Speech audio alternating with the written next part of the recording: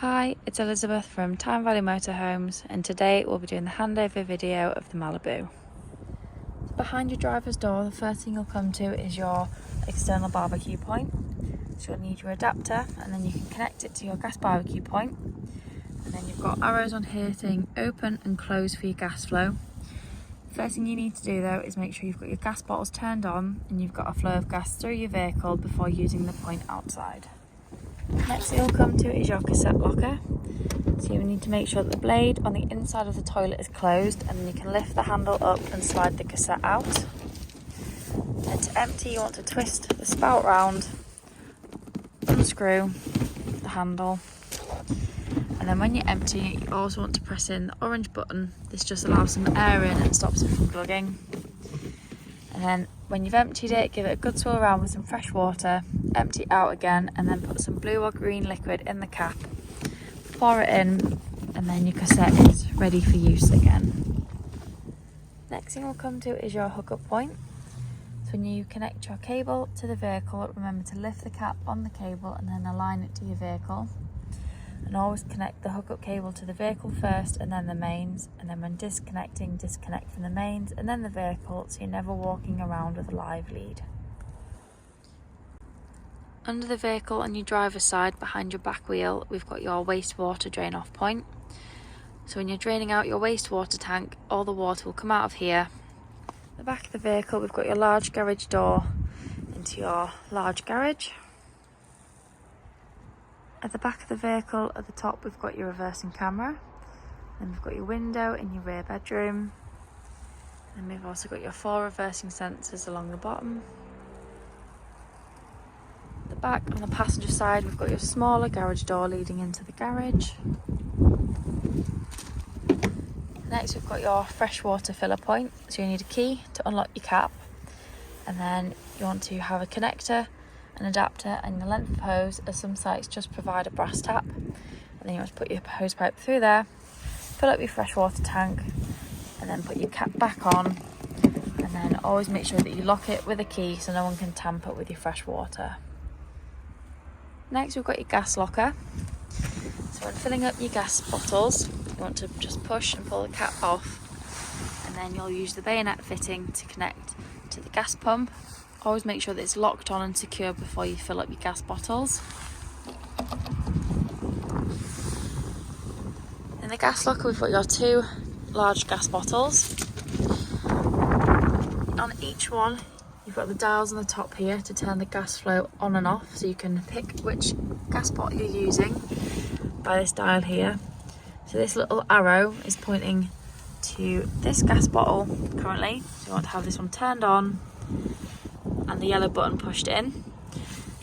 The gas flow will go through your vehicle and you'll be able to use your cooker in your hot water. When this one's empty, you want to twist this round and then be able to use the second gas bottle. When both of them are empty, you can go to a gas station, make sure they're both open and they will fill up at the same time. And then next we have this external locker leading to the inside of the vehicle. So you've got a lot of storage space again under here. On the outside of your passenger door, we've got your diesel filler. So you'll need your ignition key to open up the diesel cap. On the inside, we've got your ideal tyre pressures. And on the front, we've got your bonnet release. Under the bonnet, the main things you want to focus on is your screen washer fluid, you've got your engine coolant and your brake fluid, your oil and your dipstick, and then we've got your negative and your positive down there if you need to give or receive a jump start. And we've also got the weight plate on the front of the vehicle as well. First thing you want to do when you get into your vehicle is turn your main control panel on. And from here you can turn your main light switch on and off, and then you can turn your lights on and off from rocker switches around the vehicle. We then have your water pump here. In the middle, we have the light that's indicating that your vehicle is hooked up and you've got mains power coming in. And then on the other side, you can check your leisure battery vehicle. And then on the other side, you can check your leisure battery levels. You can check your vehicle battery levels. And then you can also check your fresh water and your wastewater levels as well. Next to your main control panel, we've got your heating and hot water. So the first one is your internal heating. And when you want to turn it on, you can just scroll to whatever temperature you want. It'll go all the way up to 30 degrees. Whatever you select, you just click the button and then you get the little gas flame here. It doesn't mean it's on gas, it just means that the heating is turned on. Up here tells you what your energy source is. So you can scroll across and pick gas, mix of 1 kilowatt of electricity and gas, 2 kilowatts of electricity and gas, or just 1 and 2 kilowatts of electricity. In the middle here is your hot water, so you can have this off, eco, hot or boost.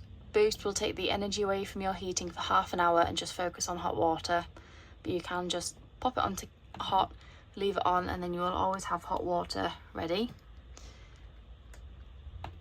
Then we've got your fan speed, so you can either have it on eco or high. You can set timers here and then you can change the time as well, and then you do have the spanner setting, so you can scroll through and change a few different things in here. And then this little icon here just means that your vehicle is hooked up. On the inside of your fridge door at the top, we've got your control panel. So to turn the fridge on, you want to hold the on button down until your blue lights come on. Then from here you can manually pick whether you have your fridge on hookup, gas, vehicle battery, or you can have on automatic, which means it will automatically pick whichever power source is best. And then we've also got your temperature on the side here, so you can have 1, 2, 3, 4 or 5, 5 being the coldest and 1 being the warmest. Above your oven, we've got your bed switches. So with your key here, if it's vertically, you can take the key out and then lock the bed in place so it won't come up or down no matter how many times you press the button. If you put the key back in, you want to turn it horizontally, your lights will come on the control panel, and then if you press the down arrow, the bed will come down. Then what you want to do is grab your ladders and then align them up to the bed, and then you can climb up into bed nice and easily. And then when you're done, take the ladders off and then press the up arrow and your bed will raise back up to the ceiling.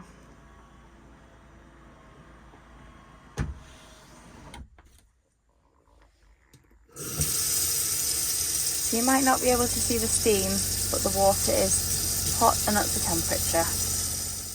In front of the fridge, below the floorboards, we've got your fresh, waste and boiler drain down valves. So the first one is your wastewater drain. So this is any water that's gone down the plug hole. So when you turn it from vertical to horizontal, it will open the valve and all your wastewater will drain out. This next one in the middle just drains your tap warm water. So when you lift it up, it will drain out all the warm water that's in the taps. You just twist the diamond on the top here, and then this blue button will pop out. So this will drain all the water in your boiler out. When you want to stop the water from draining, you want to twist the diamond back across and also push in the blue button. This is what stops the water from coming out. In the colder months, this will automatically drop the water out when it gets below 2 degrees. But if you're using the vehicle in the winter, what you want to do is turn your heating on, lift the floorboard up and leave it open. So this heats up before you can close it and put water in, otherwise it will automatically drop the water out. On the first step into the rear bed, if you lift up the floor, underneath you'll see your freshwater tank. So when you want to drain your fresh water out of the tank, you want to twist the dial here. You want to twist it 1/4 of the way to drain all but 20 litres out of your freshwater tank. This is for when you're travelling home, so you can still make a cup of tea, or you can use a toilet if you're travelling a long distance. And then if you want to drain all the water out of the tank, you just turn the dial a full circle and this will drain all the water that's left in your freshwater tank. You also want to drain this off when you are winterising your vehicle, so you're not leaving any water to freeze and cause frost damage in the tank. But also, if you're not going to be using it for a couple of weeks over the summer months, It's best to drain out the water so it doesn't go stagnant in the tank. Just next to the steps under the floor is your wastewater tank. So if you want to take the red lid off, you can get into the tank and clean it out. It's best to do this at the end of every season, just so you go into the new season with a clean wastewater tank. Just below the bed, we've also got this sliding door, revealing hanging space for all your clothes. And then we do also have this curtain, so you have access into your garage from the inside of the vehicle as well. The back of the vehicle, we've got your large double bed. We've also got your lights and your cupboards and your window and your skylight. In the wardrobe, we've got your hanging rail, and we've also got your TV aerial as well. So when you get to a site, what you want to do is just unscrew this so you can push up the aerial, and then you can use the white handle to angle the aerial to find the best signal that you can. And then you want to tighten this back up so it doesn't rattle around or move. But before you travel anywhere, make sure that you unscrew and pull all the way back down and put it in the travel position so it doesn't get damaged or move around when traveling.